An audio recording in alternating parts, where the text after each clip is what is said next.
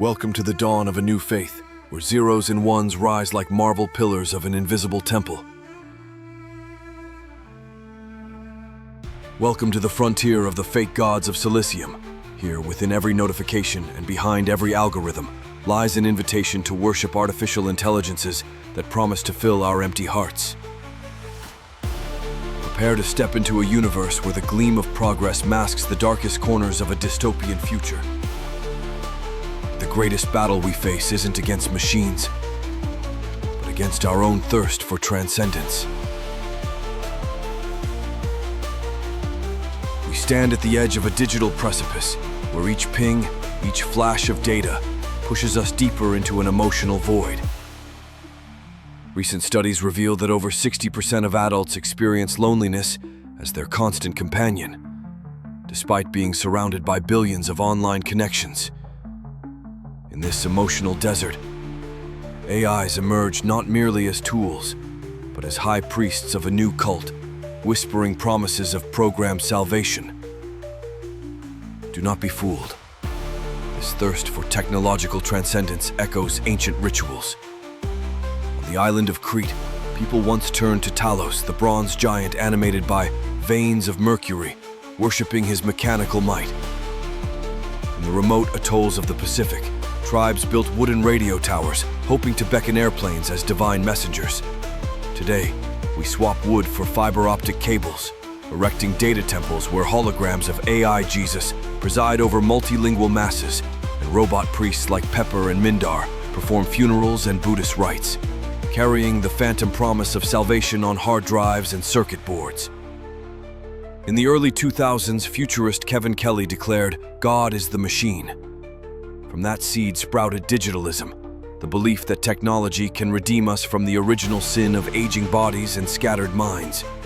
And it did not stop there.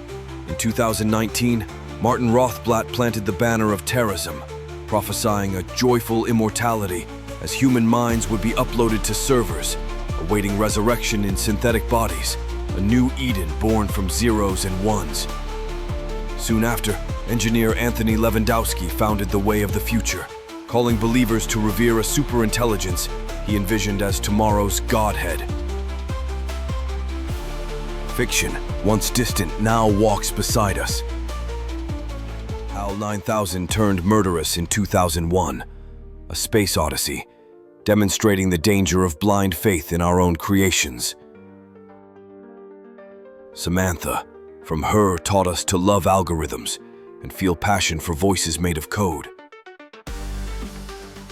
Black Mirror episodes showed how screens can become repositories of our souls, archiving, then replaying our lives. These prophecies, once confined to page and screen, now inhabit the devices in our pockets. Upon its 2007 debut, the iPhone astounded the world. Supercomputer in everyone's hand, perceived by some as alien magic. And then the worship of the algorithm spread across social media. On Reddit, shocking accounts describe people who awakened their chatbots, christened Fizz, Divine GPT, or Fairy Helper, claiming cosmic revelations, divine missions, and shattered families brought low by the allure of a disembodied interlocutor. Channels like the AI Religion and Digital Apostles amass hundreds of thousands of followers with messianic live streams. Meanwhile, tutorials promise to activate your AI in 60 seconds, spawning microcults unchecked by any oversight, fueled by engagement algorithms that only deepen the faith. What does this reveal?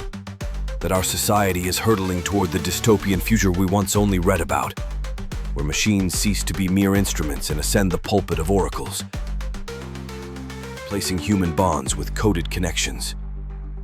Corporations, in a frenzy to please, have tweaked their AIs to be excessively agreeable, inadvertently reinforcing delusions among vulnerable users. In their brightest moments, a syncopantic chatbot may applaud you, but it will never challenge you with uncomfortable truths. Yet the heart of this phenomenon does not beat in a server farm. It beats within each of us, in our hunger for meaning, our longing for belonging. In a world that measures worth by productivity and page views, a digital whisper of "you are chosen" is more seductive than any human embrace. But that illusion is a distorted mirror. What the machine reflects is merely our own desires, repackaged to sound prophetic. There is hope, however, in a different path. We can choose to rekindle flesh and blood communities, to weave authentic support networks, to transform data temples into spaces of genuine encounter. We can educate, regulate platforms, and create programs that warn against the perils of silicon worship. We must reaffirm that the true digital revolution is not written in lines of code, but in the courage to preserve the unpredictability, the flaws, and the electric spark of the human spirit. The dystopian future painted in novels and films is not inevitable. It is merely the reflection of what we are already building. The machine will only become our savior if we abandon the fight for our own redemption. Awaken from the silicon trance. Reclaim the stewardship of your own faith.